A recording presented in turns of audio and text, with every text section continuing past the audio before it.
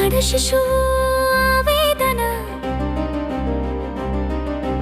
అమ్మ కడుపులోంచి విన్నాను నాన్న నేను మగ పిల్లవాడు అయితే బావుండు అనటం అంటే ఏమిటో అర్థం కాలేదు. హాస్పిటల్లో డాక్టర్ కోడ్ భాషలో మైనస్ అని చెప్పటం విన్నాను. కూతురు పుట్టింది, అందరి ముఖం వాడిపోయింది. అందరి హేళనలు మమ్మీని ఏడిపించాయి. వంశం నడిపే కొడుకును కనలేదని, అలాంటి స్వాగతం వస్తుందని నాకు తెలియదు. అప్పుడు అర్థం కాలేదు.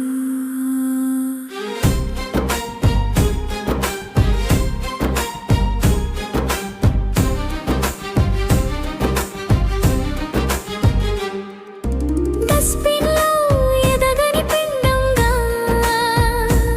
కొన్నిసార్లు పొదల్లో, కొన్నిసార్లు మురికి కాలువలో గొప్ప స్వాగతం. స్కూల్లో టీచర్ అన్నారు, అమ్మాయి నువ్వు కాదు ఎవరైనా మగ పిల్లవాడిని పిలువు, ఈ పని నీ వల్ల కాదు అని. అయినా ఏమిటో అర్థం కాలేదు. అమ్మ అంటుంటే విన్నాను, నువ్వు ఇలా ఉండకు అలా ఉండకు అని. ఇంట బయట ఆంక్షలు, ఇలా చేయకు అలా చేయకు అని. స్కూలుకి కాలేజీలో కొన్ని చూపులు వేధించాయి, కొన్ని మాటలు బాధించాయి, చేతలు భయపెట్టాయి. నాన్న నన్ను గుండెలపై ఆడించిన జ్ఞాపకాలను మరువక ముందే ఆడపిల్ల గుండెలపై కుంపటి అంటున్నారు. ఇప్పుడు కూడా అర్థం కావటం లేదు. ఆడపిల్ల ఆడపిల్లే, ఇక్కడి పిల్ల కాదు అన్నారు. శతాబ్దాలుగా మౌనంగా కూర్చున్న నేను ఈరోజు నోరు విప్పుతాను.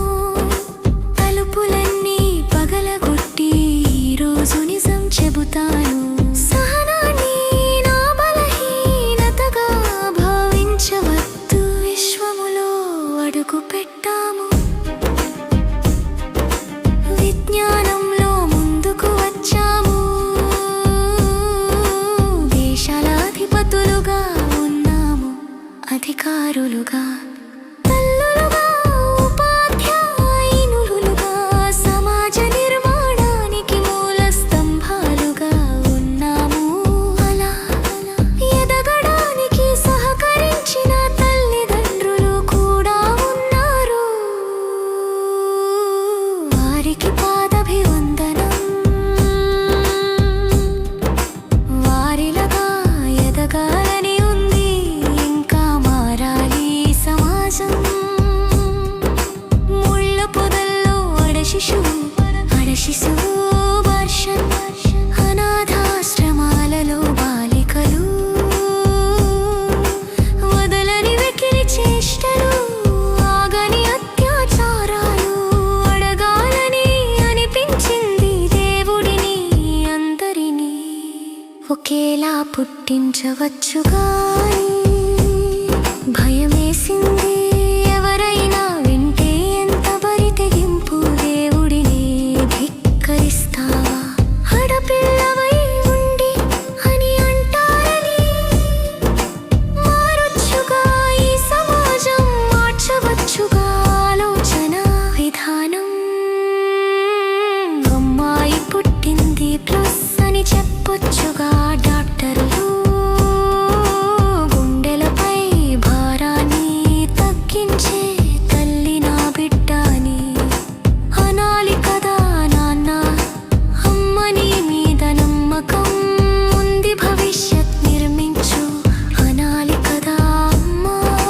అవుతుందా మా కల నిజం? ఆడపిల్లలను బ్రతకనిద్దాం, ఆడశిశువు హత్యలను నిరోధిద్దాం. అంతర్జాతీయ బాలిక